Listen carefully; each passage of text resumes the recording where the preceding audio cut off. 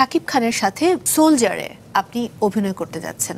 জনপ্রিয় অভিনেতা তৌকির আহমেদকে দেখা যেতে পারে মেগাস্টার শাকিব খানের আপকামিং সোলজার সিনেমায়। হ্যাঁ, এখনো চূড়ান্ত হয়নি। নায়িকা হিসেবে দেখা যেতে পারে তানজিন তিশা এবং ঐশীকে। তার মানে আপনি প্রস্তাব পেয়েছেন? হ্যাঁ, প্রস্তাব পেয়েছি। আগামী 5 তারিখ থেকেই বাংলাদেশে শুরু হচ্ছে এই সিনেমাটির শুটিং। হলে কিন্তু খুব ভালো হবে। সেটা সময় বলবে। শাকিব খান এই মুহূর্তে দেশে রয়েছেন এই সিনেমাটির শুটিং শেষ করার জন্য। আগামী 5 তারিখেই শুটিং শুরু হচ্ছে।